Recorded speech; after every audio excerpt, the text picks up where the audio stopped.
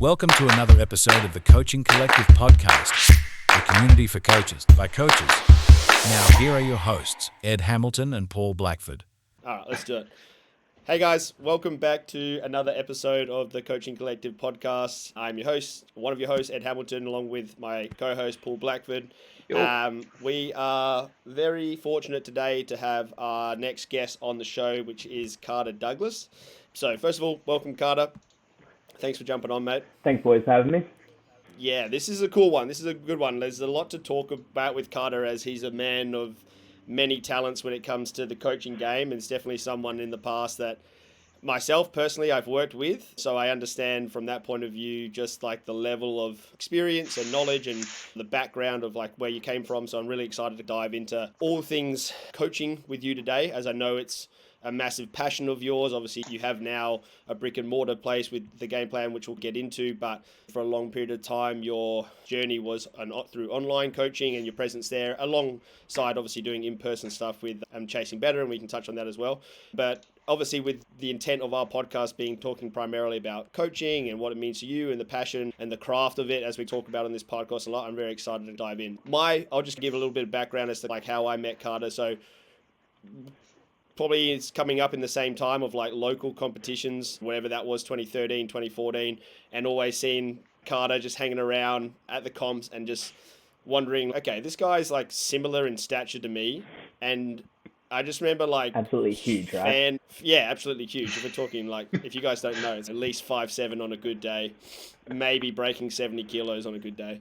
I just remember being like so impressed by just your movement. I remember like just more so like how strong you were in relative to body weight ratio, and it was always something that kind of stood out to me. But not even that, just like your capacity to be at the top of the competitions when the sport was changing at the time and there was bigger bodies coming through, and it was like, yeah, it was just an interesting sort of space for me to watch, having someone similar to me coming through up at that time in regards to that.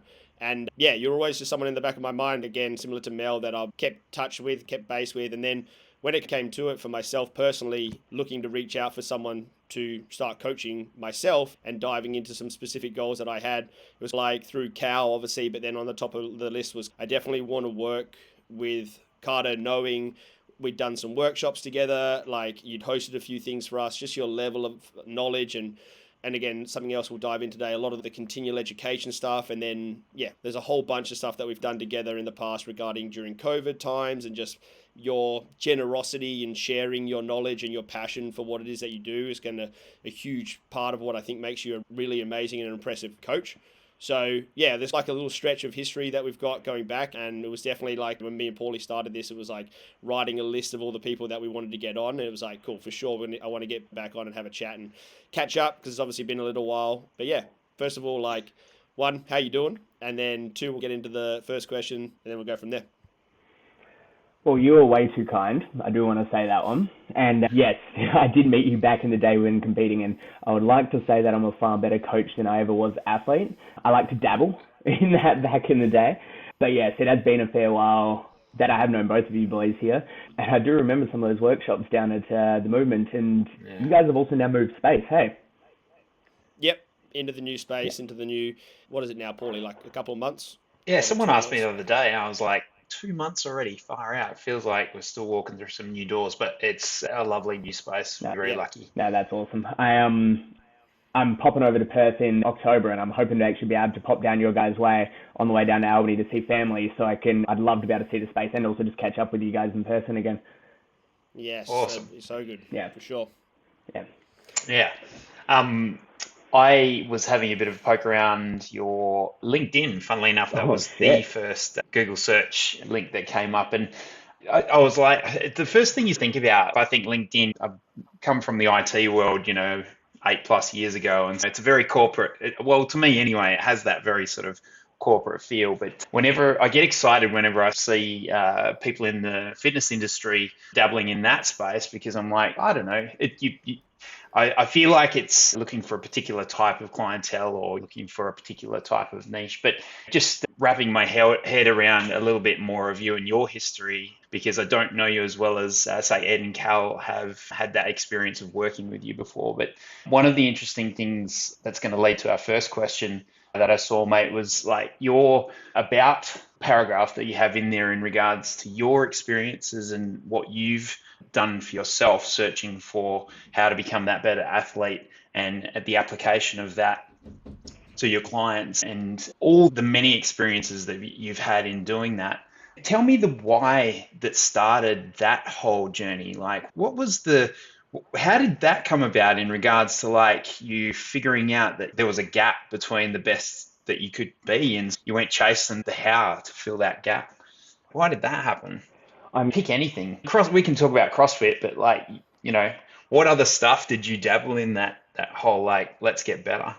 I'm very glad that you didn't ask me why did I set up that LinkedIn profile, because I firstly can't even remember what I wrote in that about section. So it's been that long since I think I've even logged in or looked at that.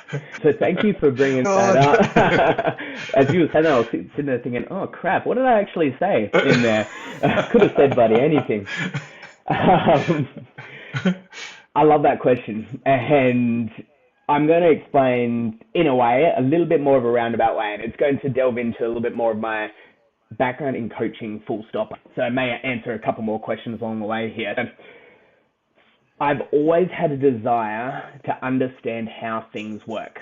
And that's not just the human body. The human body always was a bit of a passion of mine. It was probably one of the only subjects at school that I actually paid attention to, was anything sport and anything human body related. But I've always had this desire to understand how things actually work. Straight out of school, I was a cabinet maker, furniture maker. That's what I was doing. I was becoming a tradie at that point.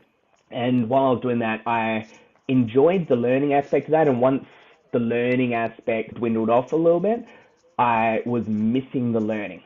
I was missing learning more in general. And that's when I decided to go back to what I actually enjoyed from school and learn more about the human body, learn more about sports performance, learn more about coaching as a whole, learn more about what makes us tick as humans. And that sort of started the rabbit hole, which got me into, I was at a gym, but it was super casual. Like, I would barely ever go. It would only be every now and then, really just to help some other sports I was doing. And then I started, when I was learning more, I'd go down and I'd play more. I would read lots, just anything and everything I could find off the internet. Read lots, learn lots, and then decided to take a personal trainer course, which was held through the gym that I was training at that point. And that sort of started my coaching journey. That's what kicked off the coaching journey. And then not long after that, I found CrossFit, which was probably one of the first, which has really been one of the main sports I've done since becoming a coach myself, that I did while I was coaching, besides just dabbling in some others. And that almost became part of the playground for me. I love learning. I was constantly trying to figure out what makes us as humans tick, what makes us actually become better, what makes us adapt, and how to do. And then pretty much the playground was the gym for me. So that's the very broad overview aspect of your question there. The why, yeah. I think it was just the other sports that you'd mentioned. I was wondering whether there was any significant progression through anything more sport specific than CrossFit that you'd done prior to that. That's all. But it's interesting, because one of my other questions was going to be, were you in any other industries prior to jumping into fitness? And you mentioned the cabinet maker, furniture maker. But yeah, I could almost, without asking the question, tell that the education and learning piece, or your drive to learn, would have stifled you progressing in that space. Because I guess knowledge is fairly fixed there. I still feel us as coaches and anyone in the medical industry and whatnot, our knowledge on the human body is just so young and so tiny. Yeah, we have just absolutely just scratched the surface. There's so much there.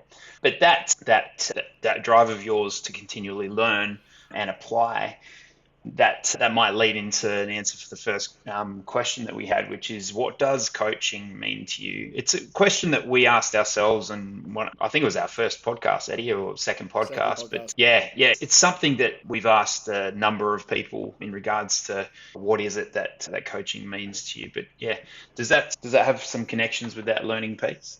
Yeah, I like that. I've gone through a fair few of your podcasts. I haven't gone through the first one yet, though, so I'm actually going to have to now, especially if you guys answer that one, because I do love that question. And obviously, if you asked 1,000 coaches, 1,000,000 coaches, you're going to get very different answers, but you'll probably see a lot of similarities across them as well, I do believe, because I'm sure one thing that stands out to me for coaching is coaching to me is helping others become better versions of themselves. And in what way they become a better version of themselves, I'm also like to put it down to meeting the individuals where they are at and helping them become what they define as better. Cool. And yeah, so it becomes that very individualized journey. Yeah. Podcast as well that he mentioned in regards to the specificity of what better means to the person, where they're at, how can you play a role within that, and then that being able to offer a service in that special thing that they need, because we spoke about in earlier podcasts as well around niching down and finding that our time in the industry that we've come, but for myself and for Paulie in particular, found passions in narrowing our focus down to be able to help a specific sort of group of people, and in that for you in regards to your journey with that and being helping people with whatever it is, have you found, obviously know that you're, I wouldn't say a generalist, but you've covered a lot of areas in depth, which makes you able to help as many people as I know you as possible as you would like to, and that's a part of the continual education stuff, I'm assuming, so that you have the skill set and the knowledge base to be able to do that. But yeah, is that something that, like, for you going forward, have you, besides like the CrossFit stuff and niching down, and we can dive into in particular coaching at the moment, like having some wins on the board with like all of your clients or even your like athletes, but I know big props to Connor and for Maddie Hayden and stuff, we can dive into those. But yeah, besides the sporting stuff, is there a focus for you in particular, or it's, hey, I feel equipped from what I've worked on, and we touch on to the continual education stuff, maybe to give people listening to this, in particular young new coaches, things or resources that they can go and look into. So yeah, I guess the question is, have you focused on niching down, or do you keep yourself as more of a generalist as a coach? Sorry. That's a good one. That is a very good one. There's multiple different, in a way, parts to me and coaching at the moment. There's me in person as a one-on-one coach within our gym space, our brick and mortar space. There's me as a group coach, the group class coach, and then there's me as the remote coach for a lot of people as well. I would almost say that different ones of them, those three different roles in regards to me in coaching, I'm almost working with different dynamics of people. But I'll come back to that part in just a second, because the niching down aspect, I found initially when I started coaching in general, I was trying to be everything for everyone. I was trying to learn everything. Literally, the brain was everywhere. It was scattered. There was not a whole lot of specificity there whatsoever. And I wasn't necessarily doing a great job of it either back many years ago. Probably very good at bluffing my way into making others think that I was doing a good job of it, but trust me, I wasn't. And I could have done a lot better and been in a very different place now if I had have learnt a lot faster and earlier on to niche down a little bit more. But what I did pick up over time is, with me trying to help as many people as possible, because that's always been a bit of a passion and a driver for me, is I do want to be able to help as many people as possible become better versions of themselves. And because that was such a big driver for me, I would work with just absolutely anyone. And this was even before the Gameplan online, before any of that sort of stuff. I found that that there was very consistently stuff when I was working with people. I found I went through phases where there was stuff that I did not know and did not understand, and that would make me lock in on that individual area, and that would almost make me niche my clients I was working with for a temporary period of time while I was trying to learn more about that and while I was trying to help more of those people. And then I would almost steer them back out a little bit, and then if I felt like at that point I was competent enough in that area where I could then start delving into something else that either I was interested in or something else that I didn't necessarily know as much about. And one thing that I would like to say I've always been fairly comfortable with has been referring on if I don't know enough about a situation, in the way of I'm working with an individual, maybe they've got some pain going on, I've got no bloody clue, and they're in a point where they don't necessarily want to learn as they're going either, more than happy to refer on. If it's someone wanting to work with me specifically towards something I've got no idea about, I'm not going to lie to them. I'm not going to try to help them if I know I'm not going to be able to. So as I've gone along, if there's been something that I believe I could learn more about and help them, then I would niche in on that area for a period of time. And that's helped me to be able to build a little bit of a base to be able to help a lot of people here. But like I said to you before, I've in a way got 3 different, in a way, niches going on. I would say the majority of my remote coaching clients are CrossFit athletes. They're people who want to be able to get to a certain level or the next level. Now, in person, one-on-one, that within our gym space, our brick and mortar gym space, I work with a lot of people one-on-one specifically around injuries, around return to sport or return to play. And then of course there's the group coach, which that is where I am helping the group. I am trying to learn as much about each individual in that group as possible and help them with where they are at, but there's not as much of a niche within that. And yes, we are across the gym as well. I thought I'd better say that one. Yeah, I think there's a couple of things there, like coming from the background that you spoke about where you're like, oh, okay, I came from that previous job. That was always sparked my interest for always wanting to help people and wanting to learn more about everything, not just the human body. We picked up from when we first touched base in regards to like jumping on the podcast, it was off a story of yours on the Gameplan, which was just like a Q&A. And one of the questions that creeped in was like advice for a coach or advice for a new coach. And your answer really struck us as find yourself, or your answer to that was like, find yourself a mentor. So I would like to know, like, from your end of it, like all of these experiences you had just from the general interest of learning things, was that sparked just from you, or was there been someone in your corner or that's guided you through, or just like through the early processes of becoming a coach that you yourself had the ability to mentor off, or that was a mentor for you? Or was that piece of advice coming from something that you didn't have? And what you spoke about there, where you're like, I was always in the constant learning process, and it's something we talk about from, and I guess it'll lead us into the next bit. Like we talk about the onboarding process of a coach in regards to the necessary education that we feel is missing at that entry level, and then what to do after that. But as regards to that mentoring question, was there someone specifically for you that you built that framework off, or was it just generally your intrigue of learning and then you just figured it out for yourself as you went? I wouldn't say there's one individual person. There's been lots over time.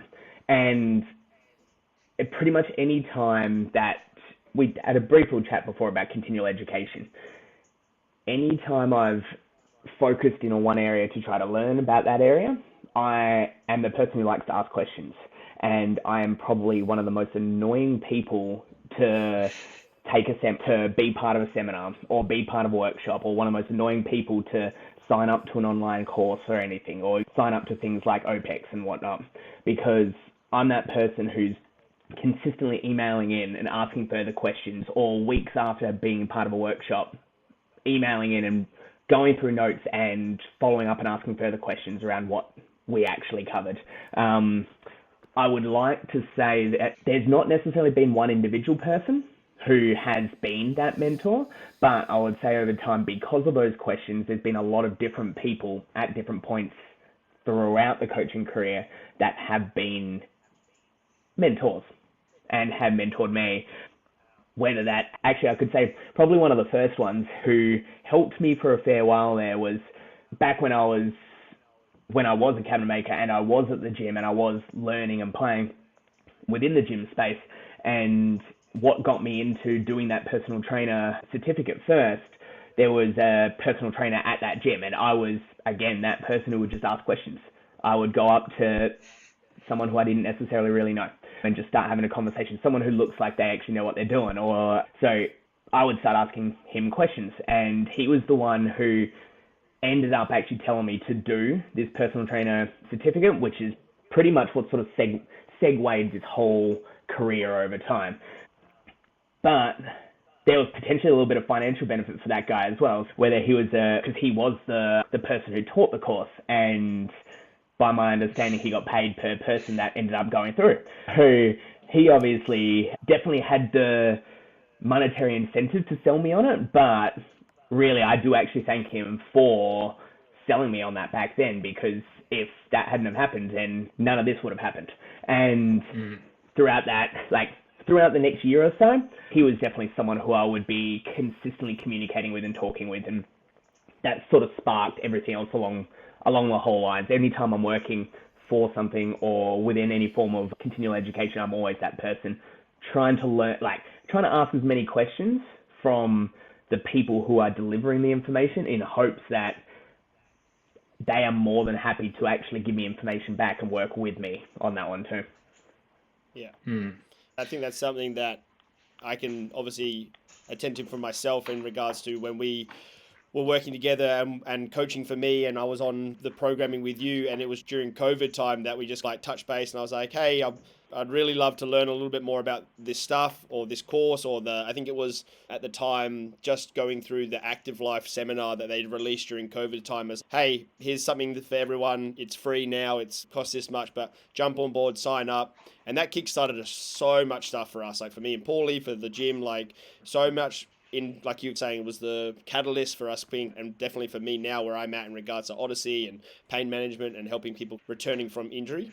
You think about it being like so long ago, like in such a small thing, Eddie, that one thing, which similarly, Carter, you're probably looking at that bit of advice from that guy and just going, oh yeah, that one thing was just like a stepping stone to all the other things that came barraging after. Yeah, that's pretty cool. I guess what I like about that, and it's something that we've spoken about with this whole idea of TCC in regards to a community for coaches by coaches, is literally each of us have had those individual experiences where things have been passed forward. So yes, maybe there was a little bit more incentive for that guy, but even for us in regards to me being a client of yours at the time, during COVID time, we would know, but everyone's sitting around not really sure what to do, flicked out the message I came out, I'd love to dive into this, and we just got stuck into these like every fortnight or every 3 weeks or even maybe a weekly at a certain point where we'd just catch up for an hour, and you were just to helping me and sharing your knowledge that you'd gained from being passed on, and also the time and energy that you'd gone to spend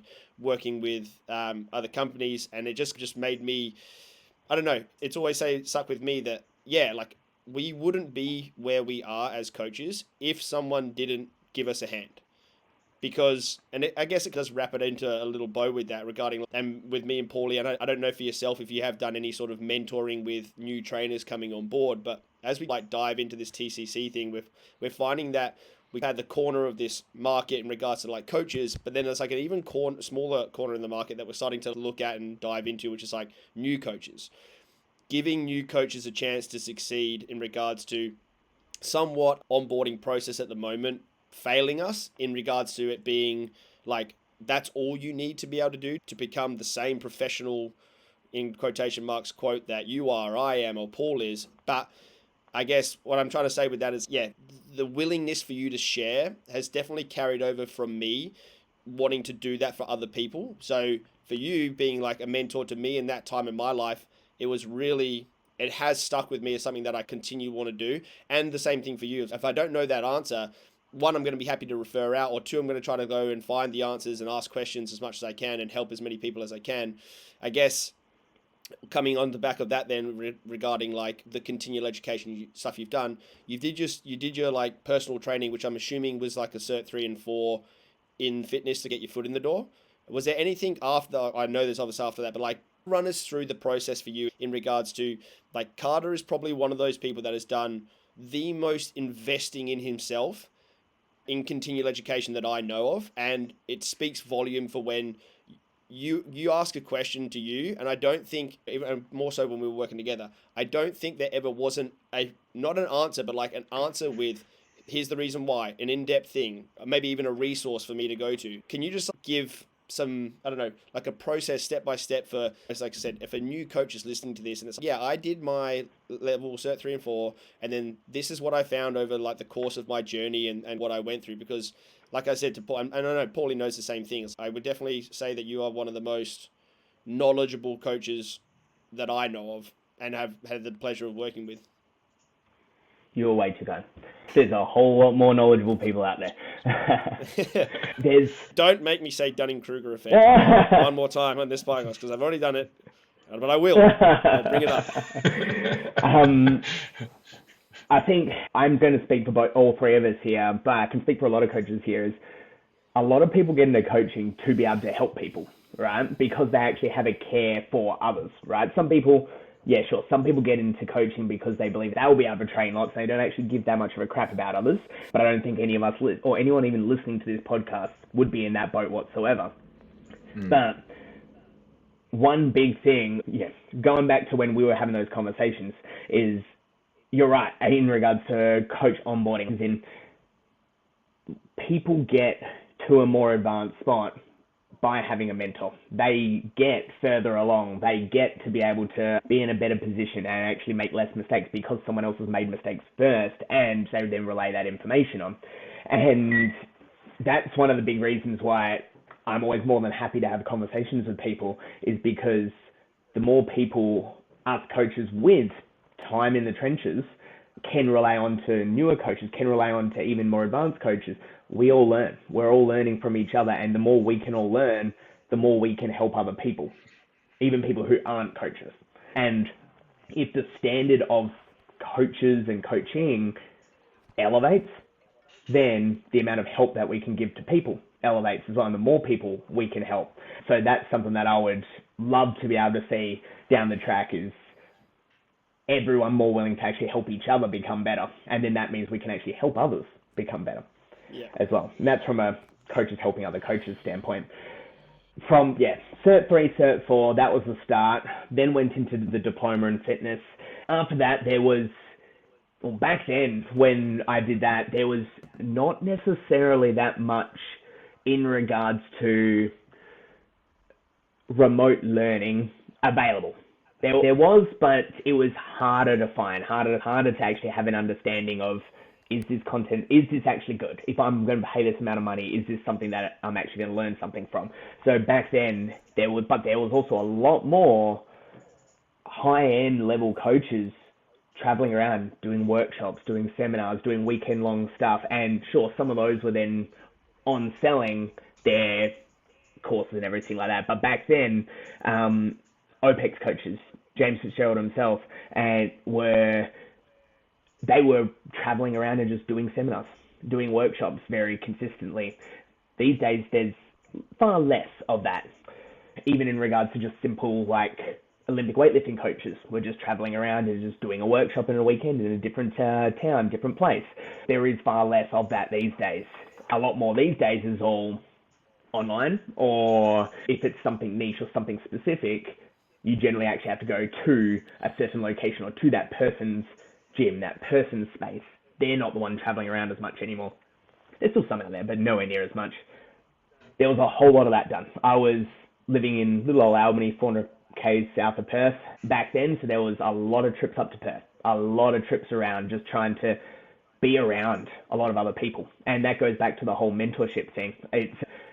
I'm more than happy to look on the internet. I'm more than happy to read the PDFs, the ebooks, read the textbooks, but actually having a conversation with a human being is where you can truly get the real information from, and where you can actually really learn a lot more.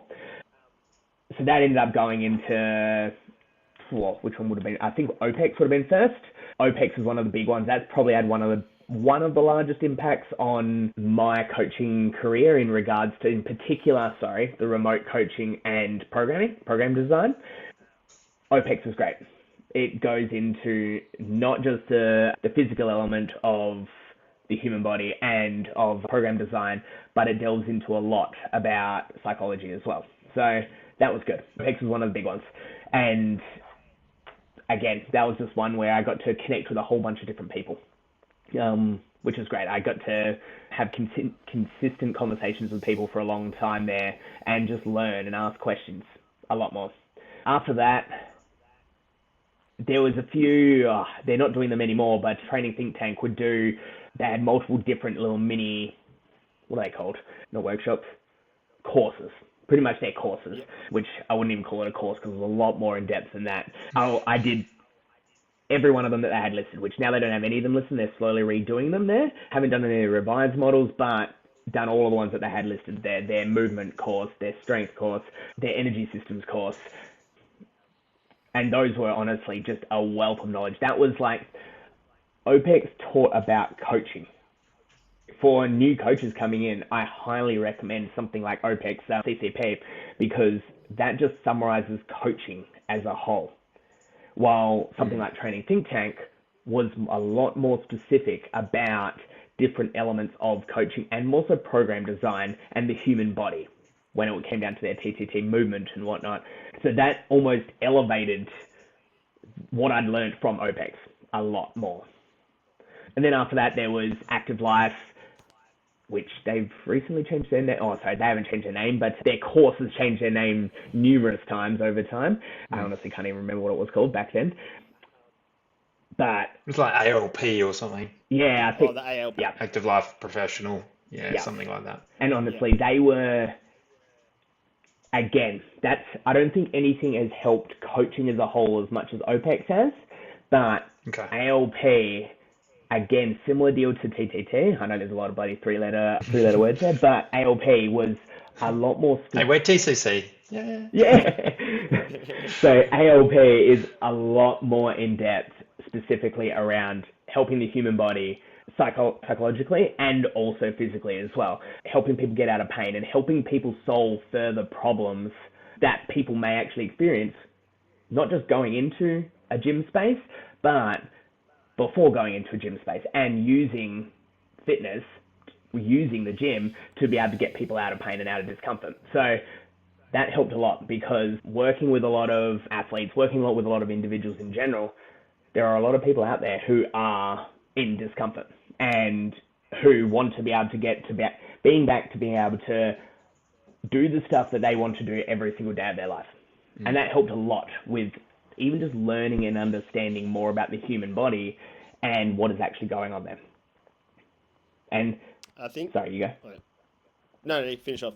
No, and then I was going to say, those have been probably some of the main ones. In the more recent years, I did a far longer mentorship with Evan Picon, who's... Oh, that would have been cool. The nerd of all nerds of when it comes down to sports science.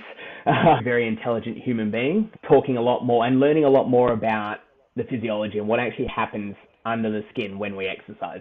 That was great. But that stuff some of that stuff he is incredibly smart, that guy. And that's been, in a way, some stuff that I've been practicing and playing with the last couple of years since having worked with him as well. I just love that, because that's like, how long have you been a coach? It's probably a question we should have asked at the start, but like someone hearing that work that you've put into your craft, and we said at the start, you hear, I've done my cert 3 and 4, I'm ready to do it. It's but there's a lot to learn. Like, in how long has that process been evolving for you? 2012 would be when I was actually, when in my brain I flick the switch over to, I want to do this as a career and I want to be bloody good at it. Yeah. It was cool. Probably, I wouldn't be able to tell you exactly, but it was just before that, 2011, end of 2011, when it was the whole, this is fun, I'm enjoying this, I like learning about the human body, but there wasn't necessarily a direction to, I want to actually go somewhere with this. Yeah. When you go. No, you go. When did that turn into the game plan online? When did you transition from that sort of in-gym space to starting to coach online? Would have been beginning of 2016, which was also when I moved to Perth. Before that, I was in Albany, moved to Perth 2016.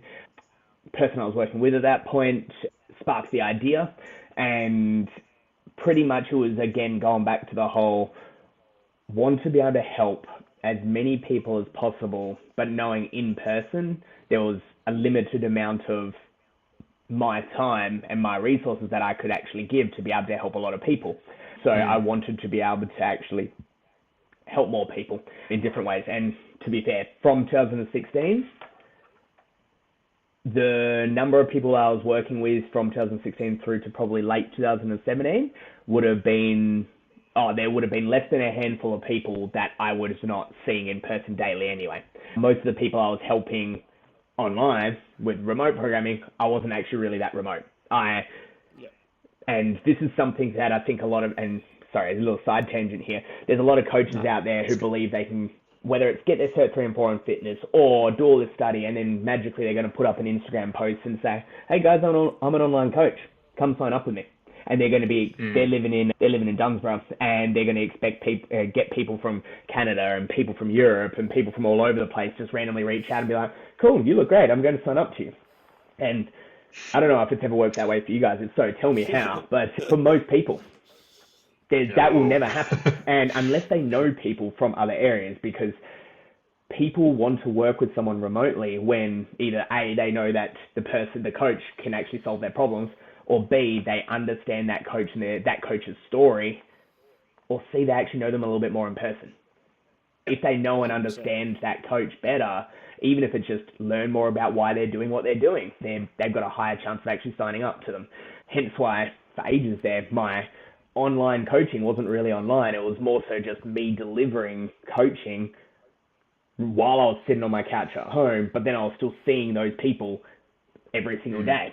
Pretty much, and because they knew me. I think I could do a whole podcast with you chatting about online coaching models and how you've progressed that through the years, mate. And I think there's a lot to dig into there. Yeah, but I completely agree with you. It's still very much that connection piece in regards to people knowing you or being able to see the results. And I think there's a ton of coaches out in the industry now who you look at Instagram, and I don't know about your feed, but my feed is just flooded by all of those marketing courses and how to sell online coaching, because it is arguably the trickiest part. I think it's kind of what we were talking about at the start though, like point of like, it was for me, we weren't catching up, but like his capacity, I'd seen what he was able to do. And like me and you've talked about this a lot recently, Paulie, of like, if you can do it first, you've got so much more credit to your name in regards to, okay, I got a guy that's similar to me. He can outlift me by 30 kilos. How can I get this 100 kilo snatch that I've been working on for 7 You are 8 your years? most valuable niche. That is. Right. Yeah. And it's like the fact that you, not intentionally, but I think there's a little bit in there which was like not promoting yourself, but you were just showing your work. You were showing your work, and then like people can find interest in that. And it's definitely been something that has been in my thought process of recent regarding my marketing and my niche. Not that I do any much marketing on Odyssey, because it's so much like similar to you being in Dunsborough. It's word of mouth. It's so narrowed down now that I don't dabble in online programming until potentially that I've had someone go through the process of working with me, and then there's like stuff in the pipeline that I probably think about as I'm getting clients closer to those points where I want them to be, which is cool. You're free. Now you've learned everything that I can teach you. I can still be with you on that journey. But what I'm getting at is, at the end of the day, that person that you said has got my Cert 3 and 4.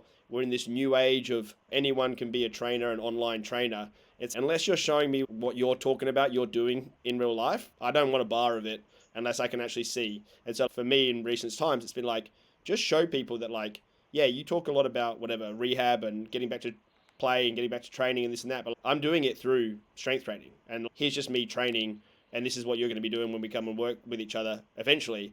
But I think there's just so much merit in being able to show people your work and not just having a mouth that can talk about it, which is, I think, a lot of the stuff that we see these days. Yeah. And again, that kind of leads, like from Paulie was saying, from the Gameplan online and being very successful with that. And then you moved to New Zealand in the last couple of years with your partner, Claire. And then not straight away, but, and again, you can run us through that if that was the plan or if it was over there and it just happened. But you eventually opened up your brick and mortar with the Gameplan gym. And off the bat, again, keeping tabs and seeing how you guys are going over there and loving that, seeing the gym being super busy, but also just seeing everything that you guys put out. It's really cool to see you take, I guess, all that knowledge that you've gained in your time and applying that to, say, like onboarding processes and the way that you run that gym. And again, at least from an outside point of view, where there is such a individual approach to the way that you do group things.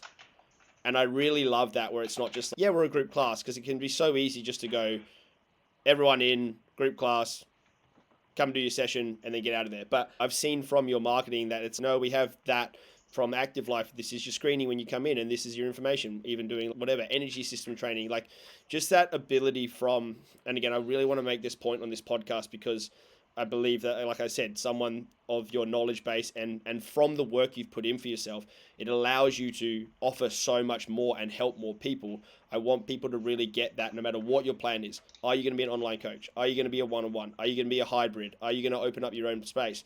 Invest in yourself to continually do that. And it's something that I wish I'd done way earlier in my career and actually just forked out and gone, okay, I need to just do this course. This is the one that I need to do.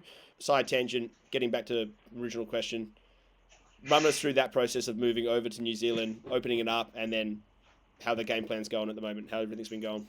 I love the side tangents. I reckon you could go on a few of them, especially when it comes down to continual education. For sure. Yes, so pretty much I met Claire, knew she wanted to move to New Zealand or to at least East Coast Australia at some point to be closer to family. Nothing ever kept me attached to Perth. I've got a very small family. There's me, my mum, my grandma. So there's just three of us. Those two live down in Albany. So nothing was ever really keeping me attached to Perth. So we never had a desire to open up a gym there. But she definitely sold me on New Zealand when we came back here on a holiday a little while after we got together. And it was at that point that I said to Claire, I'm like, hey, I'm more than happy to move there at some point whenever you're ready to. And many years later, we ended up actually moving back here. We knew that we would never open up a gym over in Perth because, again, it wasn't necessarily home to us. It was a means to an end being there, really. And so we knew we both had the desire to actually open one up when back here in New Zealand. Where that was in New Zealand, initially there was no plans. Like where we're living now is a town called Blenheim, top of the South Island, which was in a perfect world where we wanted to open up because that's where good chunk of the family is. But if, from a business standpoint, if it wasn't viable here, we wouldn't have opened up here. We would have moved elsewhere to open up somewhere else. This was the desire. And anyway, after a little while of living here, we initially moved here just to resettle ourselves in another country before we started looking for where to actually open up a gym. And the gym owners of our current space approached us. That's where we were training a little bit. They approached us because they wanted to be able to sell. And we thought, sweet, we get to be able to purchase a pre-existing gym. They've got a little membership base, so we can start with something. They've already done the hard yards of shipping a whole bunch of equipment in, which there's not exactly many places. Shipping costs an arm and a leg here in New Zealand. It's not easy to get stuff in and out. But so that pretty much all fell into place quite easily. So we moved here, landed here in April the 1st, and then October the 4th was when we took over the gym. And from that point, we spent the next month and a half learning about the members, meeting the members, building the culture and community, and sharing our vision of what we wanted to actually be able to achieve. And then mid-November, we did a complete rebranding of the gym, which turned it into the Gameplan gym. And repaint, redesign of the building, pretty much turned it into ours. And that was 3.5 years ago. Was that? To 21? Yeah, anyway, or just shy of 3 years, sorry. Just shy of 3 years. Yeah. Anyway, so that was that whole process. Now, if anyone's actually seen our space, our gym space, or looked on our social media, our gym space is not actually very big. Our usable floor space is quite small, and it requires a solid amount of effort from our coaches to make sure that the floor plans are laid out perfectly every single time. We can't just literally have people grabbing out their equipment and putting it wherever every single time. We have to have everything laid out in a way that means we can fit people in, which we are completely fine with, because our goal for fitness was always to provide an individual experience within the group scenario. And we would rather have 50 members that we knew the names of, we knew about their family, we knew about everything that they've done sporting-wise in the past, we knew everything about them, versus 250 on the extreme opposite end, who I wouldn't even be able to tell you half of their names. So our main goal was to actually be able to know about every single individual that's in the gym, and in turn to be able to help them because of that. We don't necessarily want massive amounts of numbers, so our space suits that. We don't have the space for massive amounts of numbers, which is good, because we don't need to fill a space. It's not now this massive space which we're sitting there trying to fill, and then we're losing our touch of making it individual. Even though we are getting pretty close to the point of wanting to grow out of our current space, there is because of that, we've by default from the get-go been limited into to provide a better experience and to provide that individual experience so we can help people more. And that goes through all of our processes of from the get-go. When people come in, we're meeting with them, we're talking with them, we're learning all about them, we're individually designing an onboarding process that they go through one-on-one before then incorporating them into group classes in the capacity that they see fit initially, whether that is with guidance from another coach walking into that group class with them and helping them specifically or not, before then they're, in a way, onboarded into the group classes continuously from there. That's awesome. Yeah, that's so cool. Like we said, and how do you found, because it's quite a unique way of doing things in regards to the specificity for an individual with the goal of getting to group class. Like we said, like I'm gonna say the easy thing, but a traditional class is like, hey, I want to come and do a class. Sure, come in. These are the schedule. This is the class that we have on for the day. Jump in. The coach on the floor will help you with whatever, and then you should be sweet. So, how was the community that you've had from pre-existing members that were there, and obviously the other gym was running a certain way, to then retention from that, plus then new people coming through from marketing and word of mouth, and how has that individual approach been, felt from the members at the gym? I would love to say, if you asked all of our members that question, you'd get probably a far more accurate answer. But initially when we took over, I found that giving ourselves a pat on the back, we did a very good job of connecting with all of those members. We made a lot of changes in those first couple of months after we met people, after we learned more about what they wanted and everything. So there was some change within the gym. There was actually a fair bit of change. And no doubt throughout that time, there was people who we weren't necessarily suited towards, who were part of the gym initially. But there was also a lot of people who absolutely loved what we were doing and what we were trying to do going forward.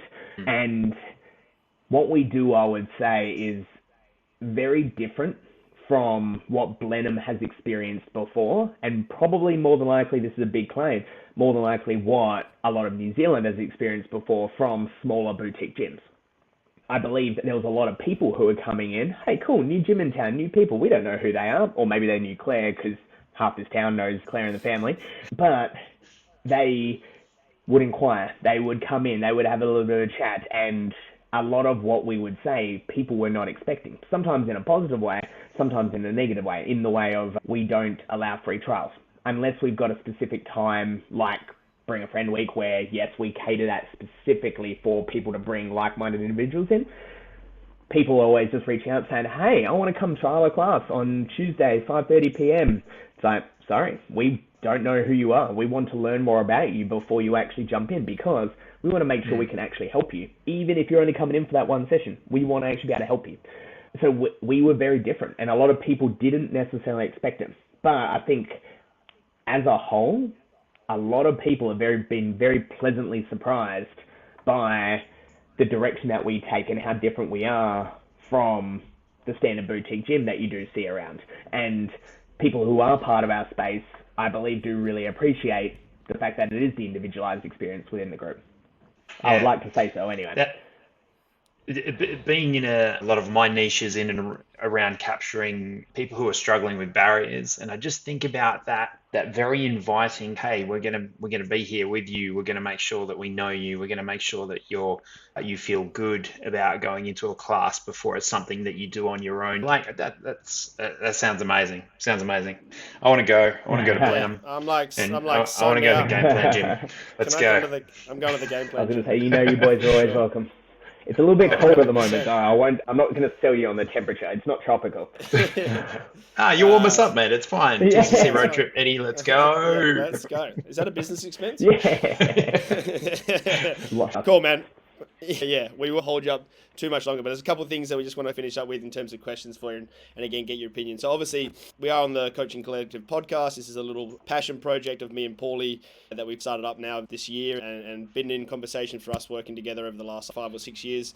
And I think, definitely coming into this more mature, I guess. Well, I'm not mature, but like veteran sort of status within I feel now, like for the both of us, and like for yourself, getting that experience under the belt and seeing the need for, like many of these companies that you've worked with and many other trainers that are out there, seeing the need for change, which is in, as we've spoken in this podcast, just helping others become better versions of themselves, and doing that, sharing a piece of advice, giving 30 seconds of your time to help someone that's got a question. And that's what we're really trying to create with this idea of an interactive community online for coaches, any coach that wants to be a part of that. So just wanted to get your thought processes on that in regards to what do you see in the concept of TCC? Do you see its relevance? Do you see its importance? Do you see something that you can see beneficial for people that you know, or even for yourself? Like obviously we know having you as being in or potentially being a part of it would be hugely beneficial for any single person coming through sort of the channels at the moment. But yeah, so give us your sort of ideas for what the relevance is as to this project that we're on. Firstly, I don't think you can call any of us mature. Veteran, maybe. Mature, probably not. Yeah.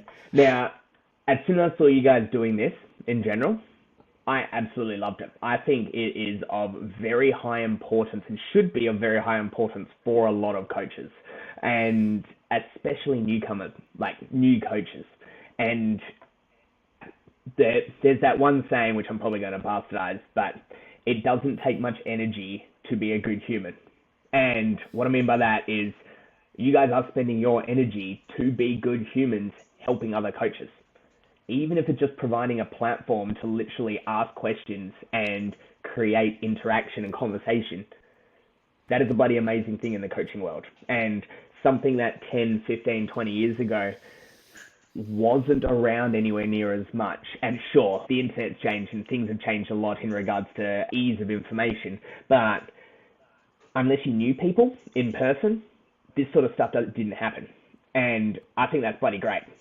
I think it's awesome. What you guys are doing here is really damn good in regards to helping, not even just helping newer people and newer coaches into it, but actually helping veteran coaches and people who have been in purely just have a platform to be able to have discussion with other like-minded individuals to be able to help one another and bring everyone up. So I think it's bloody great. Awesome. Thanks, man. That's awesome. Yeah, that fuels the fire, definitely. Yeah. It's cool. Thanks, man. I was gonna ask that last question. Eddie, we good? For it. All right.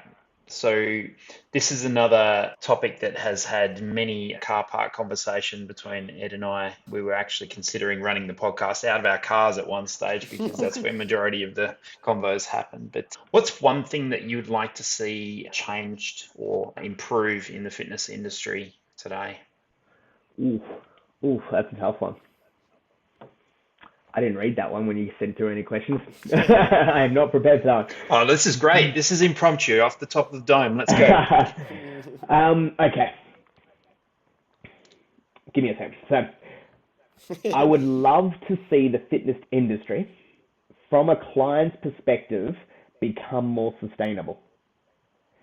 Okay. And what I mean by that is, from a client, not just from a coach's perspective, but from a client's perspective, I want to see the generalization of fitness be delivered to clients as sustainable, long-term, something that they are. I want the natural, as in what the messaging that is relayed about fitness in general, to be, this is something that you want to be thriving for your whole life. This is not a 4-week challenge. This is not 6 weeks to achieve abs. This is not anything like that. This is something that, it's not a spend 4 weeks rehabbing your shoulder, which you just had shoulder surgery on, and then don't do a single thing on it ever again. This is a long-term progression. This is sustainable, okay? And I would love the messaging for the client to be sustainable, and for clients to receive that as understanding that fitness is something long-term. It is something sustainable. And I think if that was the case, then coaches also would be a more sustainable career for a lot of people as well. Because right now coaches are selling and delivering the whole short-term fast fitness fixes, the churn on a lot of coaches, not just on the coaches, but on the clients for those coaches, is so damn high. And sure, some of them are doing it really well. There's a lot out there who are just doing an amazing job at selling this, and they're able to churn it through a lot more people, and they're able to make a lot of money out of it. Kudos to them. But I feel like for a lot of coaches, that's not the message that they want to be able to sell, because they want to be able to sell sustainable long-term fitness, and it would then help them to be able to be in a position where they're able to be in coaching for a longer period as well. So that was probably Carter, a little that bit was longer than what you wanted. No, that was good. no, dude, that was absolutely brilliant. Like off the back of not having had time to think about that question, it's obvious that's come from a place that you feel very strongly about in general as just something that underlies or underpins your ethos in being a coach. And so yeah, that was fantastic, mate. Thank you very much for sharing that. I've heard that idea before, but not put as eloquently as from the client's perspective, Yeah. the sustainability. I think that's really cool. Yeah. I think it's like conversations that we've had, and more so probably around like the coaching side and the onboarding and the education. We're like, it needs to improve, it needs to improve, it needs to get better. But it's also, yeah, if you actually, that's so cool. Think about it from the source. The source is the messaging. The messaging is what a stereotypical session is. And you talk about it all the time, Paulie, where you'll get people dropping in to the gym and they want a PT, they don't want to come to the class. And we've had this conversation so many times, but it's, wow, that wasn't what I thought it was going to be. It's, what did you think? It's, oh, I thought you were going to like just brutalize me. It's, hold on, it's like, and then again, this could continue to go, which we won't, but it's like the whole intent of that around today's podcast around like the continual learning and trying to make that more of like a baseline for people is that won't be the case if we can upskill the coaches in regards to having a better handle of this thing that they're working with, which is the human body.